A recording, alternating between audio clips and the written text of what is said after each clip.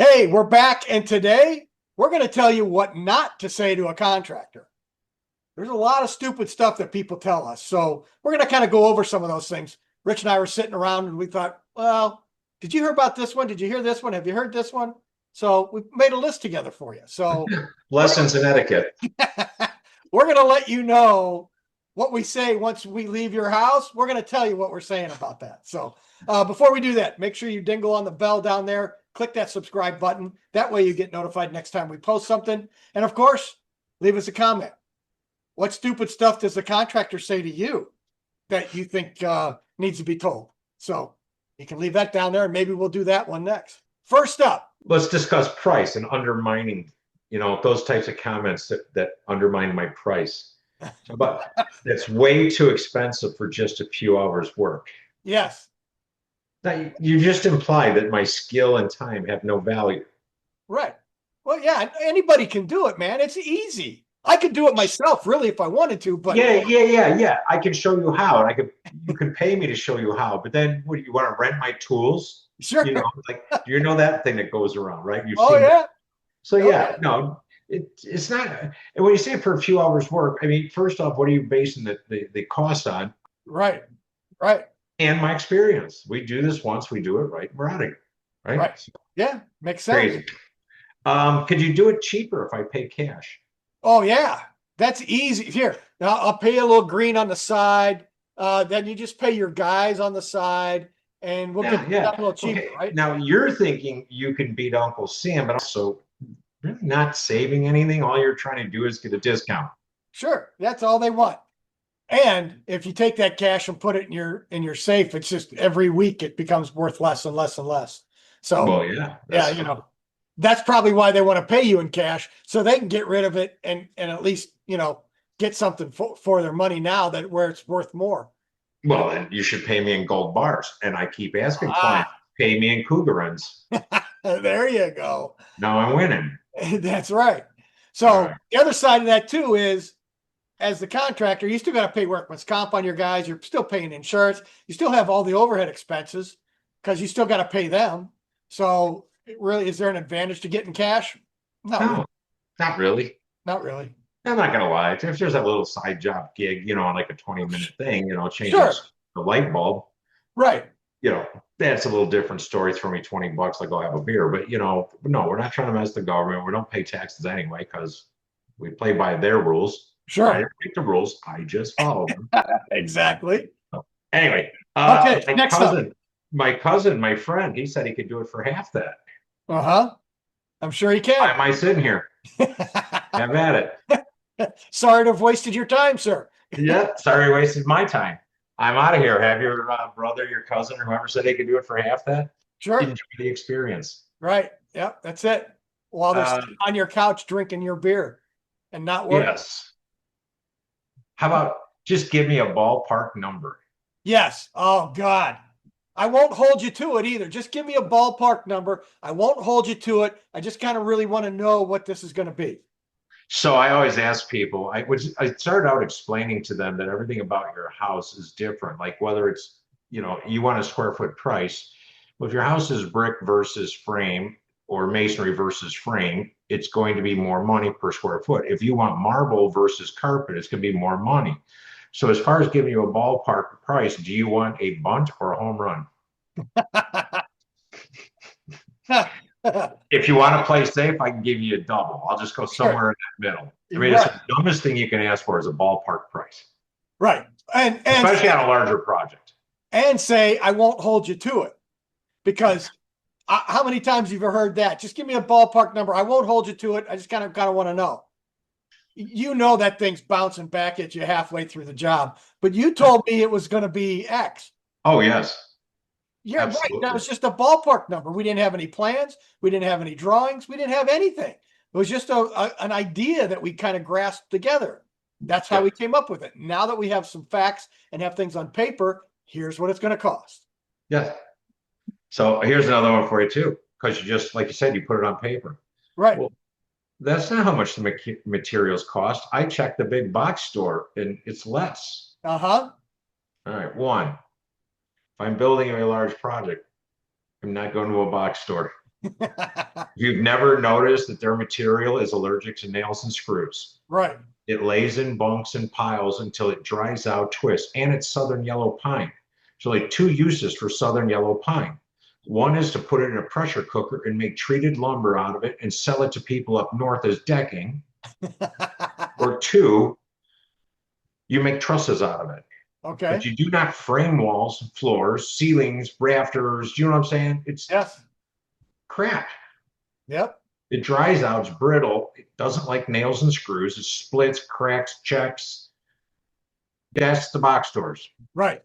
Yeah. We don't do that. Or you can go to the lumberyard and get Go to, the box store. How much for a faucet? They're cheaper than they are on Ferguson. Yep. But I order them from Ferguson. They come in a nondescript box that just simply says Moan, Kohler, Delta, whatever. No pictures, no marketing bullshit on them. Just a box with a freaking brass faucet in it. Right. Weighs 20 pounds. Anything from the box store? It's all marketing. $100 cheaper. Right. All plastic. And you know what the typical homeowner response is? Oh, that's right. I'm probably going to sell anyway. How about some timelines here? I need this done as soon as possible. Can you get it done this weekend? No. It's really a simple job. Just stop by on Saturday or even Sunday. If you want to come by on Sunday, it's fine. You can work. I don't mind you working on Sunday. I mind if I'm working on Sunday. Yeah. I got other things I want to do. I don't want to work on Sunday. Sorry. Well, I always tell people only Robinson Crusoe could have things done by Friday. Yeah, rush jobs, they tend to, people make mistakes or they're going to take the job. If they can do it that quickly, how good are they if they're that short on business? Can you just start before we finalize all the details? I really want to get you started right now. We'll worry about the contract later. Can you get started? Perfect, right? Set up for disputes, misunderstandings. No professional would not start without clarity. Right. So what I say, I don't like to start the job unless I know how it's going to finish. Yeah. And you want a scope of work. You want to have that laid out. As the contractor, you want the homeowner to know that they know what they're getting. And as the homeowner, you should have a list of things that you're getting. It shouldn't be just a number written on the back of a business card. You have no idea what's included for that $15,000. No, and we're talking about that. I mean, we need manufacturers, model numbers, finishes, quantities. Or allowances. If you don't know that stuff, then at least put an allowance in there. So next up, you'll be done in a couple of days, right? This is pretty easy. You're not going to be here that long, are you? Well, again, that one depends on the scope of work. If you're replacing an outlet, yes, I should be done within the next 2 days. Yeah, replacing an outlet. Yeah, you better be done in the next 2 days. Scope of work has a lot to do with that. But yeah, no, don't assume timelines. Always ask. All right. Yep. Next up. Trust. Who you gonna trust? Building trust. Oh, building trust. Building trust. That's why I love that picture. See, there you go. Perfect. So I don't think we need a contract. It's just a small job. Right. So if you're usually in a case like that, I go, that's a red. To me, it's not really a red flag. It's just more of a thing I don't want to get into because every job needs clear items. So that's what we started to say a minute ago. And what I was going to say is that if you don't have a list of specifications and all that, it's a big thing. And in your contract, it should say, it doesn't just say install Kohler K12, whatever, blah, blah, blah, faucet.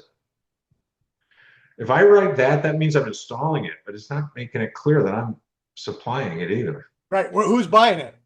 So it should say supply and install. So if I have you sign a contract that says I'm going to install this faucet, I'm implying that you're buying it and I'm installing it. So you can sign a contract and I can hit you with a change order for 50% of that contract amount because I went and bought all this stuff. Right. I have a leg to stand on because it doesn't say supply and install. Right. And people don't get it. And how many years have we been doing this, trying to educate people? Mm-hmm. And I still see bad Same things. Now, if it's a service call, you're coming in to replace a switch or an outlet. Yeah, you don't need to write that up. I think that's implied. But it's still a service ticket, though. You know what I mean? It's sure. a ticket. You're still going to write it. You already got an established labor rate. Right. So that's not the same as doing a bathroom remodel or something without a scope of work. What am I exactly doing for you? Things get messy. Exactly it. Exactly it. All right. And then how about I'll get a few more bids and maybe I'll call you. Okay. This time, well, I don't have a problem with that. I don't, so the logic for years has always been get three bids. Sure. And we've kind of gone back and forth on this whole thing. And I don't have a problem with people getting three bids. I think the bigger problem in this country is that people go with the lowest bid, you Yep. know, and a lot of times, most European countries, they'll go with the middle bid. Mm-hmm. Top guy didn't spend the time to really do the work. He just threw a big number out. If you took it, he's going to make a gazillion dollars because he's working on 30-40% margins. He's happy. The guy on the bottom, if you gave him the job, he's a little worried because now he's wondering what he missed. Right. Yeah. But the guy in the middle is usually the one that actually did the work, figured it out, and actually, again, goes back to contract. Sure. Caveat to that. If the guy who gave you the middle price or seems to be the most qualified, you can't stand the son of a bitch, don't hire him. Yeah, then don't hire them. Keep going. If it doesn't click, you know what I mean? If you Yes. feel wasn't, then go with that. Just fine. Yep. You know what I mean? It's all good. Yep. That's exactly it. But getting a few more bids, nothing wrong with that. Yeah. You may find that you need to do 5 or 6, assuming you can get 5 or 6 people to actually come out and give you a bid. Oh, my favorite. Yes. If you do a good job on this one, at a good price, I got more work for you. And this one, overused and often empty. Yes. Focus on the job first. So, Yep. the dangling carrot ploy. And I just don't fall for it. I don't care. I'm not doing it. That generally makes me mark it up even more just because I know there's going to be an issue. So if I hear that, there's, the little tick goes up in the corner of the paper when I'm walking through. And No, you just like wonder if you dropped your coupon book somewhere, We had a coupon in the paper this week I wasn't wearing? Yeah, no. yep. So, yep. I just don't fall for it, but I hear it all the time. Hear it all the time. We got a lot more work coming, but we just want to do this bathroom for now. Unrealistic expectations. Yep. What are you thinking? I like that one, reality and expectations. Yeah. Yep. They're right there. Can you match that price that I saw on HTV? And Well, I know what they saw on HGTV. yeah, I want to do it. Like I saw it on TV. So, and they got it done in a week. So can you do it for $10,000? No, most of the time they get it done in half an hour. They're way better than we are without a doubt. Yeah, that's true. That's actually my biggest problem with all those shows. They really don't discuss the true cost. Correct. Um, it's they don't tell you what they spent for permits if they had any. They don't tell you what the materials cost. Every once in a while, I mean, especially since it's a TV show, maybe they get thrown a bone by one of the furniture companies or whatever, and that might help. Right. Still, you're not going to tell me you had an electrician rewire the whole house and bring it up to code, and you still did this on your original. I don't know. We had 20 grand to spend or whatever. Uh-huh. Ain't happening. No, it's not happening. So no.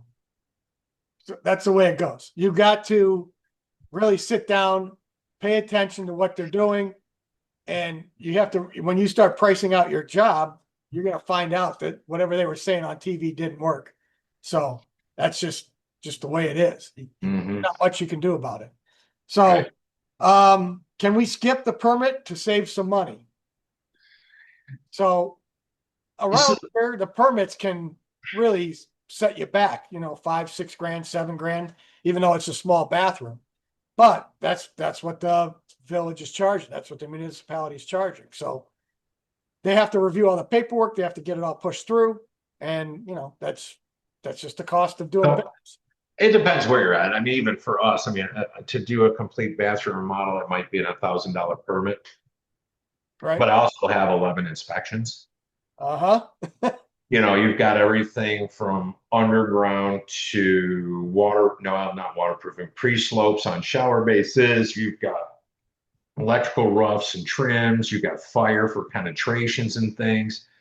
So that's what they're charging you. Now, I also live in an area that's prone to hurricanes. So Right. doing windows, doors, and a lot of other modifications, we have to follow Miami-Dade code. And if we do this without a permit and we get a storm this season and something happens to your house, your insurance company's going to go, Uh-huh. bye-bye. Bye-bye. So it's another layer of insurance for us. And the same thing for you guys. Your house burns down. They always love to blame electricians. Oh yeah, that's You easy. know, most fires are electrical. Yep, that's Do you know true. how hard it is to start a fire with an outlet? Uh-huh. You do because you're an electrician. Uh-huh. Well, and all our wires are in pipe and everything, so it's a little different, but it's usually the extension cords, that they're running electric heaters off of a lamp cord and Yeah. it melts, it catches on fire and off it goes. But again, so if you don't have an electrical inspection and your house burns and they see something that was done and they go, when the hell did this get here? And you go, it's not on the plans and it wasn't permitted Right, on your own. So right, that's a silly thing to do is try and do it without permits. right. And then when you try to sell your house is another side of it. If you have a decent home inspector, they're gonna go to the village and say, have there been any permits pulled for this property? And they want to see what it is. And if they walk through the house and see brand new kitchen, brand new bathrooms, an addition off the back, and there haven't been any permits pulled, huge red flag for somebody that's going to be buying that property. No, and when they bring that up to the realtors and so on, it gets pretty Yeah, bad. I mean, it starts costing to try and get backdated permits, and then the inspectors get involved, and they're not happy that you did this. So, sure. yeah, that's one that you just don't want to do. Like around here, we can do windows and doors. We don't need a permit. We can do siding. We don't need a permit. Different municipalities require it. Some don't. On the other side, there are some municipalities that require a permit for painting. So, it all depends. And you got to Yeah. check your municipality to make sure that a permit is required or not. And that's really where to Sure. set that up. Okay. Yep. So I want this to look really high end, but I don't want to pay really high end prices. How can we make it look expensive, but not spend that money? To follow that a little bit more, the porcelain tile, they've really been doing a great job of making it look like real marble. The only thing is that pattern repeats every third or fourth tile. So you start to see the consistencies there and it's Well, not. that's why you need an installer who'll actually lay some out and make sure he turns them, flips them, because it's annoying when you see you realize those three tiles are exactly the same, going the same path. Yep. Yep. So you're not going to get a high end look and not spend the money. It's just $1.20 a square foot. yeah, it's just not going to happen. And nor are you going to is it going to be the same quality? Right. Your flooring you might find it cheaper and get it installed for less, but durability is not going to be there. You're going to be sanding and refinishing it. Well, and so Job. we always did tile. We always did over 1.25 inches of base. So 3/4 plywood, 1/2 inch pure rock, and a mud set kind of thing, or a slurry. So down here, most everything goes on concrete. So if you want to save a few bucks, we have a ProFlex 90, which is a fracture isolation membrane, or Detra. Right. Both do the same thing, but completely different products. If you're looking for waterproofing, I use the Curdy on the shower walls. Oh, you can get a gallon of the cheap stuff and just roll it on there, but the Curdy is waterproof forever. Yes. Yeah. So, there's a lot of variables in those pricing, and that's what makes the pricing difficult, is because you have to educate the consumer in some respects. You So can this leave is the last horse one here. Oh yeah, I like this one. You don't mind if I help to keep the cost down, do you? Yes. Oh, that's also going to cost you a lot more if you want to help. I have had so many people say, "Well, I'll do the demo for you. I'll go ahead and get this all gutted, and then that'll save me some money, and you won't have to do it." But we still come in. There's still pipe in the way. There's still plumbing. Nails and screws and all the studs. They're still sticking out. There's still like drywall in the corners, and they went, "This was a lot harder than what I thought," and it's just not done most of the time. No, and I just had one where the furring strips, when he was pulling off the drywall, I pulled the furring strips off the wall. So now you go in there and, and all you're thinking is all I got to do is this and that. And I'm like, well, where'd the furniture strips go? Oh, they came off. I go, what'd you do with them? Well, they went out to the dumpster or, whatever. Right. Well, now I got to go buy furniture strips. They're $2 a piece. Well, I'm going to charge you $50 because I had to run all the way to the store and get them. Again, it goes back up to expectations. Right. You could have told me you wanted to do this, and then I could have scheduled my week differently. You know what I mean? So, Sure. all right. So, last thing we got to be is try not to be disrespectful or condescending. Again, I'll go back to my original one.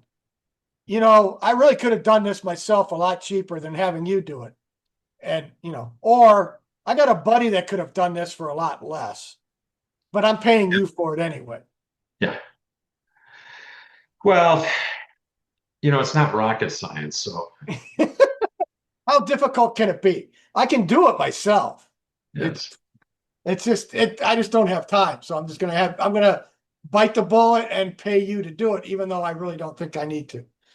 I know. And you know how many times I've been doing jobs and people walk in there and it's whether it's a cut, a beam, a corner molding, and I'm like, how'd you do that? Uh-huh. I'm like, I didn't use hydrogen and oxygen. But this isn't rocket science, Uh-huh. but it is geometry. Yep. Well, hey, you know what? The last guy didn't do it that way. Mm. So why not why are you doing it like that? The last guy did it, like this. It was And then are you replacing the last guy's work? Because Why didn't you call the last guy back? right. But no, in that one, I always said I can ask three people to do something and I'll get three different ways and they're not necessarily wrong. Right. So the one that I hate goes along the lines of that is when somebody goes, this is how we've always done it. Uh-huh. Well, we have this thing that we do, and you and I both keep up on it pretty good. We call it building science. Uh-huh. As stuff changes, we learn more. Right. So let's take a house in California that burns to the ground. Are you still going to use wood shingles, wood siding, wood windows, and open soffit vents? Because that's how you've always done it. Right. I'd go with no. I'd go all non-flammable, non-openings, unvented roof structures, blah, blah, blah. And my house would survive a fire. Right. So I'm not making light of the people who lost everything. What I'm getting at is that we learn. Sure. And we don't do the same things that didn't work before. Don't do them again. Exactly. It's pretty simple. I thought. Yeah. So last one. I'll leave that one for you, Rich. Yeah, my husband or my wife, they handle all that stuff. I don't really care what it costs.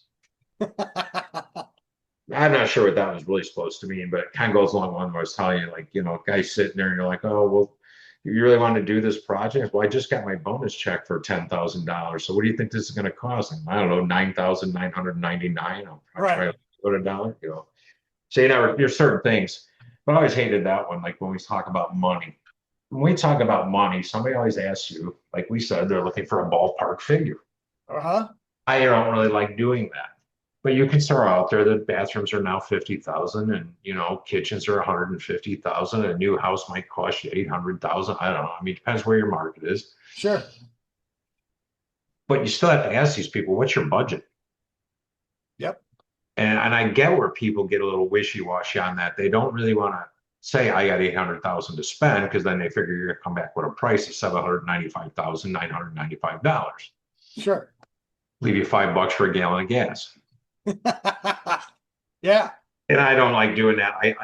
I've been doing this 40 years and I still hate approaching that. But I still want to know that if we're looking at a project that should cost you around 500,000, I don't want you to think this is going to get done for 200 because we're so far apart. I don't want to waste either of our time at that point. Right. So that's where it goes. So, and the other side, my spouse handles that part of it. And then as you're going through and putting the budget together with the person that actually cares about this project, and you get all done and you're getting ready to start and you're walking in on the first day, and now the person that didn't care about it is standing there. Why are you doing this? Why are you doing that? Can we take this in? Can we put this out? We need to change some stuff here because I really don't like the way this is laid out. Well, wait a minute. You weren't involved in this whole process up till now. And now you want to get involved? You should have been Yeah, involved so at the beginning. I think I learned that lesson a long time ago. So I don't do any design presentations or 3Ds and things, presentations with contracts without having both there so we can go Right. through everything. And then in my contract, there's a small section that so what I do is I go to the county website down here is awesome. It tells you who the legal owners of the property. Okay. So if both names, I might be dealing with the husband, but there's two names on that title. Both names are on that contract and both people have to sign. Then when it comes to the section with change orders, it says people who are authorized to sign change orders. Right. So I'm signing a contract with the husband, having the wife sign 5 change orders, and then he's going to say, I'm not paying you because I didn't blah, blah, blah. And I'm like, no, we're not playing this game either. Yep. So it's a shame that you have to do this now, but I mean. So hopefully we've helped you out here. We've given you a couple things. You can say them, but just don't say them in front of your contractor or when they cut contractors coming in to look at your project. Try to refrain from using any of these things that we've talked about. I think the result will be better and the relationship with your contractor will be better. Focus on the project you want. Yep. Specifics you want. Use magazines and photographs for inspiration that can help. And just good quality product, good quality people within, it should be fine. Yep. I agree. There you go. So make sure you hit that subscribe button, dingle on the bell. And of course, you can leave us a comment of what you thought. Did we cover it all? Is there one we missed? Is there Something one we missed? we missed. Maybe we missed one and you need to tell us what that is. So leave a comment below. We're right there for you. So, all right. Until next time. Keep it square and level. There you go. Keep it square and level. All right.